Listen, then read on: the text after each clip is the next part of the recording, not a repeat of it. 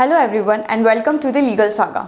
आज हम लोग हिंदू लॉ का लेक्चर 3 स्टार्ट करेंगे। आज हम पढ़ेंगे सेपरेशन के बारे में, जिसमें हम सबसे पहले बात करेंगे restitution of conjugal rights. Conjugal rights का मतलब होता है जो राइट्स एंड ड्यूटीज हस्बैंड और वाइफ की एक दूसरे के लिए होती है। Marriage comes with lots of responsibilities and duties. Both the husband and wife have some other kind of duties towards each other. तो ये जो ड्यूटीज होती है they are bound to follow. If they are not obliged to this duties तो उस case में वो restitution of conjugal rights हो जाता है, जो भी एक अपने आप में एक कारण है डाइवोर्स के लिए। Next is judicial separation. Divorce India में डायरेक्टली नहीं हो जाते। डाइवोर्स से पहले आपको एक टाइम पीरियड दिया जाता है to understand each other better, to take the decision with the immaturity way कि आप लोग को सच में अलग होना है। There can be some misunderstanding between the spouse and ये भी पॉसिबल है कि कुछ टाइम के बाद वो चीज़ें ठीक हो जाए। तो जुडिशरी टाइम देती है दोनों कपल्स को कि आप टाइम लें और चीज़ों को सॉर्ट आउट कर रहे। कुछ टाइम पीरियड स्पेसिफाइड है जो दिया जाता है। अगर उस टाइम पीरियड के बाद भी if you are not satisfied to live with each other तो उसके बाद you can proceed towards divorce.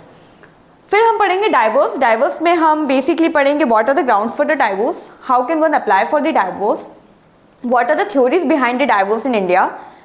फिर नेक्स्ट है डाइवोर्स होने के बाद, now after the divorce when both husband and wife got separated from each other, तो wife के अब मेंटेनेंस की बात आती है, wife as well as the child, अगर चाइल्ड है तो इन दोनों के मेंटेनेंस की बात आती है। तो मेंटेनेंस किस हिसाब से कैलकुलेट किया जाता है? बेसिकली मेंटेनेंस का जो कैलकुलेशन का मेथड होता है वो ये होता है कि जब शादी हुई थी उस टाइम पे वाइफ का स्टेटस क्या था, like in the form of monetary way, किस स्टेटस के साथ वो अपनी लाइफ को एंजॉय कर रही थी, वो सेम स्टेटस उनको शादी ब्रेक डाउन होने के बाद भी मिलना चाहिए। सो उस वे में मेंटेनेंस को कैलकुलेट किया जाता है and accordingly the wife is entitled to get the maintenance of that amount. फिर आता है कस्टडी ऑफ द चाइल्ड। फिर कस्टडी ऑफ द चाइल्ड भी डिसाइड किया जाता है कि अगर चाइल्ड है तो वो किसके साथ रहेगा, मदर के साथ या फादर के साथ। नॉर्मली ये देखा गया है कि अगर बच्चे छोटे होते हैं तो उनको उनकी मदर के साथ ही रहने दिया जाता है, but after while it's come to the decision of the child with whom he or she wants to stay with। So ये सारी चीज़ों को हम डिस्कस करेंगे विथ कुछ इंपॉर्टेंट केस लॉ के साथ। तो सबसे पहले हम स्टार्ट करते हैं restitution of conjugal right. Restitution of conjugal right जो है वो सेक्शन 9 में दिया गया है हिंदू मैरिज एक्ट के।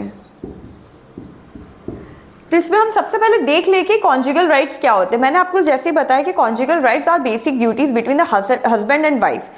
दोनों हस्बैंड और वाइफ बाउंड होते हैं कि वो एक दूसरे की मैरिटल ड्यूटीज को एक दूसरे के लिए फुलफिल करें। बट इन केस अगर ऐसा नहीं हो रहा है, अगर हस्बैंड या वाइफ दोनों में से कोई भी एक जन बिना बताए अचानक से आपकी लाइफ से for a long period of time गायब हो जाते हैं विदाउट योर नॉलेज, तो it's amount to the restitution of conjugal rights and which is another reason for the divorce in the country. और रेस्टिट्यूशन ऑफ कॉन्जुगल राइट्स में कुछ important case laws है जो हम डिस्कस करते हैं। ये केस है सुप्रीम कोर्ट का, श्रीमती सरोज रानी वर्सेस सुदर्शन कुमार चड्डा 1984 AIR 1562। इस केस में क्या हुआ था, क्वेश्चन अराइज हुआ था, क्या शादी के बाद कोई भी एक पार्टनर किसी और स्पाउस के साथ जाके रह सकता है क्या? तो कोर्ट ने ये डिसीजन दिया था कि इंडिया में ये सारी चीज़ें पॉसिबल नहीं है। अगर आप किसी और के साथ रहना चाहते हो तो it will amount to a divorce, it will be a reason for the ground for the divorce. आप डाइवोर्स ले सकते हैं, डाइवोर्स के बाद आप फिर जिसके साथ रहना चाहते हैं उसके साथ रह सकते हैं। So restitution of conjugal right is one of the important ground for divorce in India. अब रेस्टिट्यूशन ऑफ कॉन्जुगल राइट्स होता है तो आप आगे चीज़ें कैसे फाइल कर सकते हैं, आप कहाँ पे जाके केस कर सकते हैं। तो जो भी पार्टनर हर्ट होता है रेस्टिट्यूशन ऑफ कॉन्जुगल राइट्स की वजह से, वो पार्टनर दूसरे पार्टनर के अगेंस्ट में डिस्ट्रिक्ट कोर्ट में जाके केस फाइल कर सकता है।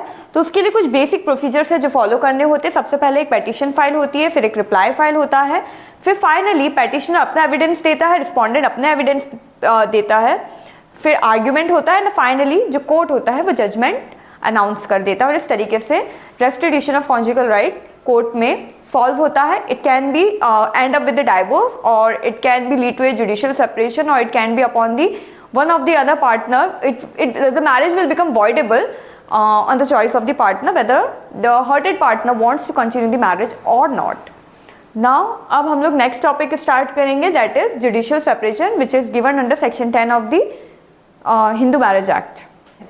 जुडिशियल सेपरेशन का बेसिक मीनिंग क्या होता है? डाइवोर्स से पहले लॉ यानी कि कोर्ट आपको एक लास्ट मौका देता है कि आप अपनी मैरिज को सॉर्ट आउट कर सकें ताकि आप वापस साथ में रह सकें बिना डाइवोर्स लिए। मीन्स कि डाइवोर्स से पहले एक लास्ट चांस आप अपने रिलेशनशिप को देना चाहते हैं। एक स्पेसिफिक टाइम पीरियड होता है, अगर आप उस टाइम 6 महीने तक अगर आप लोग साथ में रह लेते हैं, उस टेन्योर में आप अपनी प्रॉब्लम्स को सॉर्ट कर लेते हैं, then you can live together. लेकिन उस टाइम पीरियड के अगर अंदर भी अगर आप लोग को अनसेटिस्फैक्ट्री लगता है, आपको लगता है कि no it's not possible to live together, then आप लोग डाइवोर्स के लिए आगे अप्लाई कर सकते हैं। डाइवोर्स और जुडिशियल सेपरेशन दोनों के लिए ही सेम ग्राउंड्स हैं। ये ग्राउंड्स जो दिए गए हैं ये सेक्शन 13 में दिए गए हैं।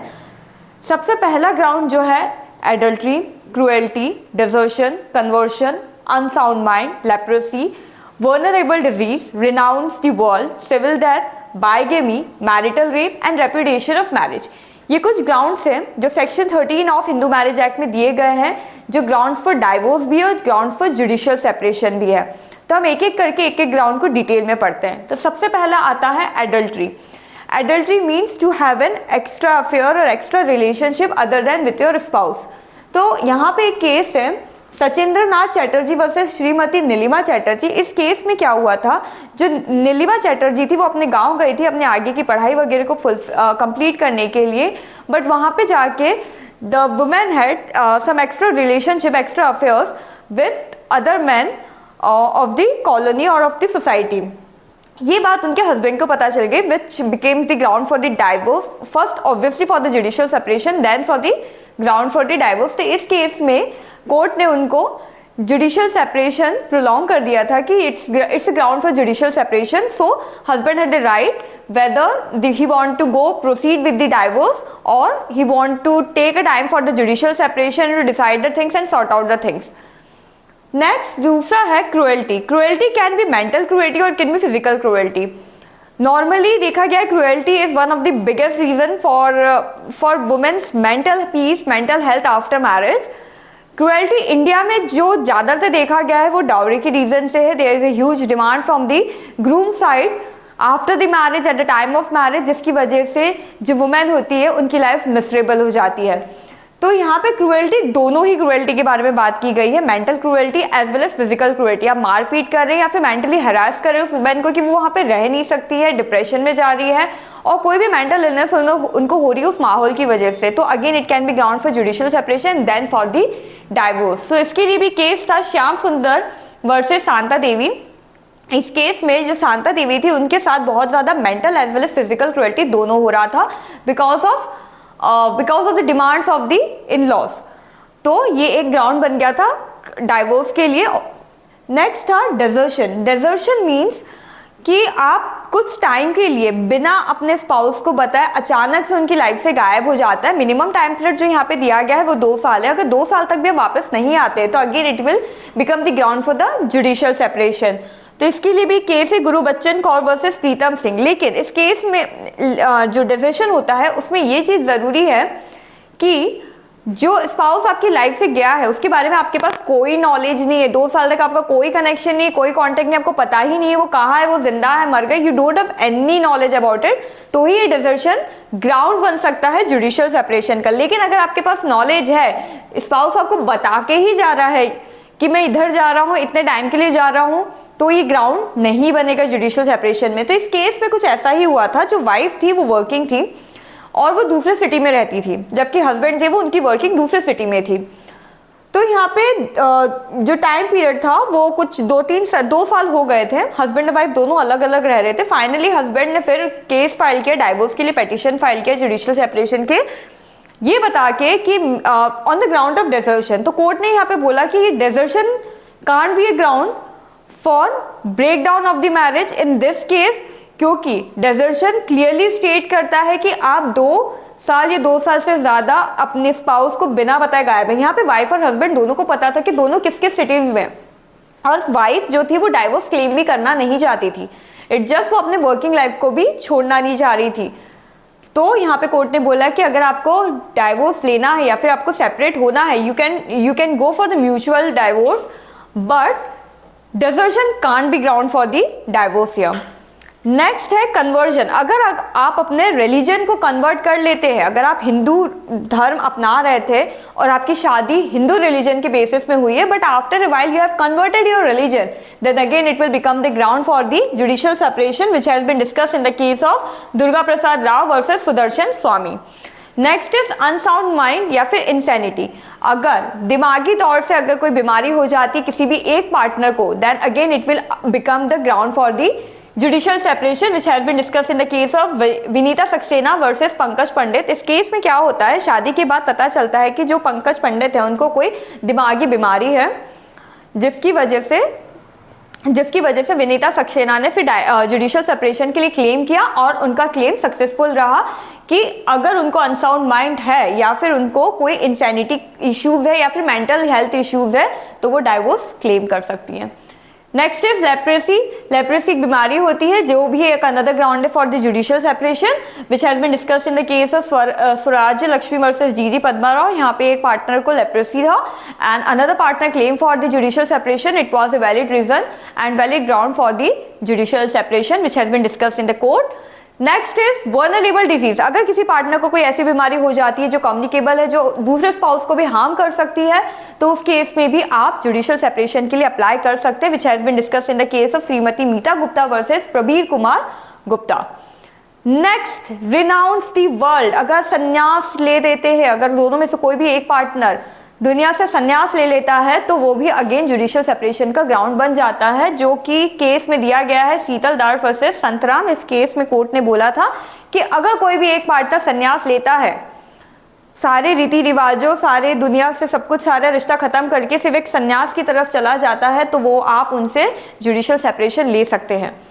नेक्स्ट इज सिविल डेथ यानी कि प्रिज्यूम डेथ। अगर कहीं से कभी पता चलता है कि आपके पार्टनर की डेथ हो गई है और डेथ का जो टाइम पीरियड यहाँ पे दिया गया है वो है 7 साल, यानी कि 7 साल तक आपको इंतजार करना पड़ेगा।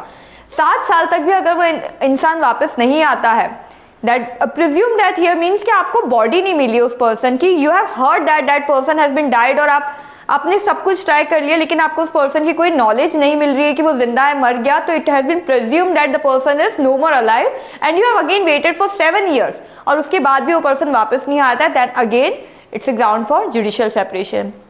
बाइगेमी। बाइगेमी मीन्स अगर कोई हस्बैंड एक से ज्यादा शादी कर लेता है तो यहाँ पे दोनों वाइफ के पास राइट होता है कि they can go for judicial separation, क्योंकि बाइगेमी हमारे कंट्री में इलीगल है and it's amount to the void marriage.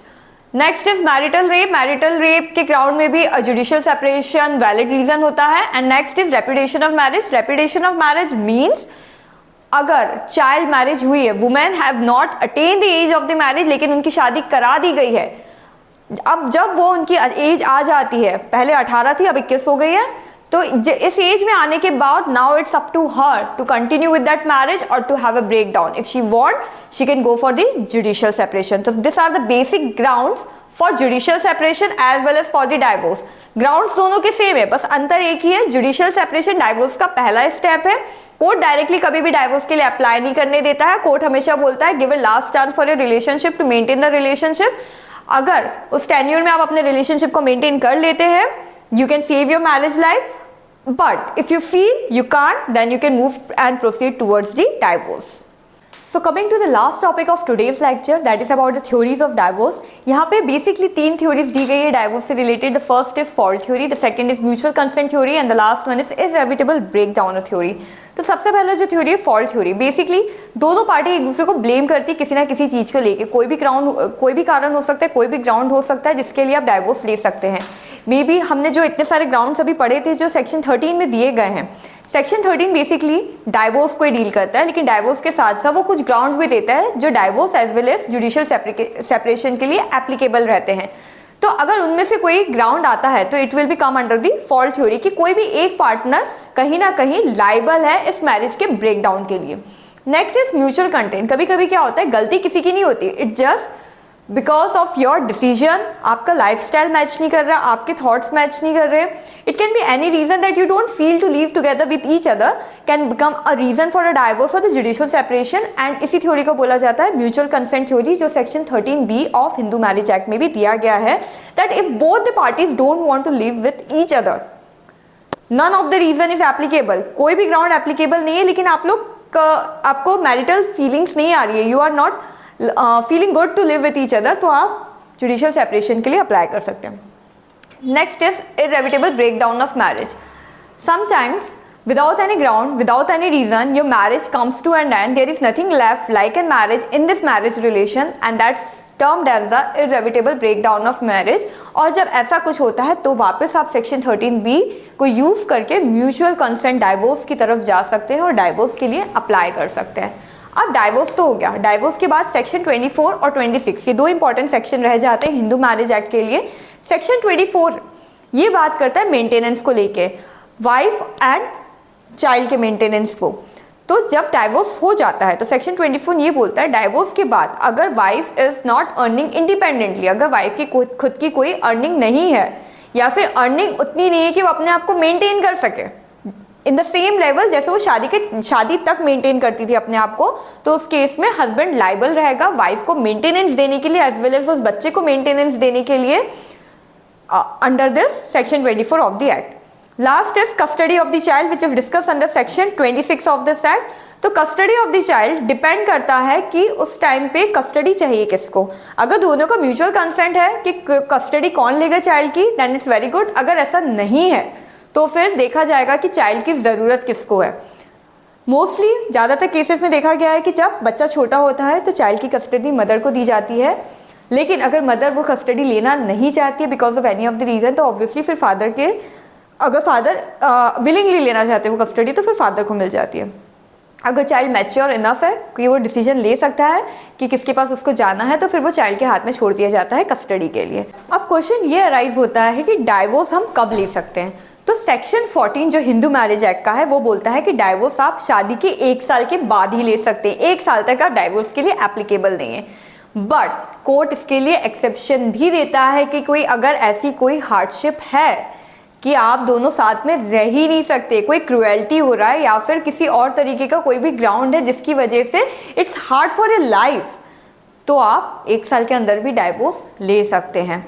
इसके अलावा सेक्शन 15 जो है वो बात करता है कि डाइवोर्स के बाद क्या डाइवोर्स के बाद हम फिर से शादी कर सकते हैं। तो डाइवोर्स के बाद दोनों ही पार्टनर लायबल है कि वो किसी और से दोबारा शादी कर सकते हैं। तो ये था पूरा हिंदू मैरिज एक्ट के बारे में, जिसमें हमने हिंदू मैरिज के बारे में भी पढ़ा, हमने वैलिडिटी ऑफ हिंदू मैरिज पढ़े, हमने डिफरेंट टाइप्स ऑफ मैरिजेस को देखा, उसके बाद हमने judicial separation, restitution of conjugal rights, divorce, grounds for divorce, theories of divorce, maintenance और डाइवोर्स के बाद बच्चे की कस्टडी, प्लस हमने ये भी देखा कि डाइवोर्स के बाद रीमैरिज का क्या कॉन्सेप्ट है और डाइवोर्स का टेन्योर क्या है। ये सब हमने कुछ इंपॉर्टेंट केस लॉज के साथ पढ़े हैं। नेक्स्ट लेक्चर में हम आएंगे नेक्स्ट हिंदू एक्ट के साथ, may be Hindu succession act के साथ, जिसमें हम हिंदू सक्सेशन एक्ट को डिस्कस करेंगे। So this is all for today's class. Hope you enjoyed the video. Thank you. Hope you like the lecture. Do subscribe and like and do share our channel. Thank you.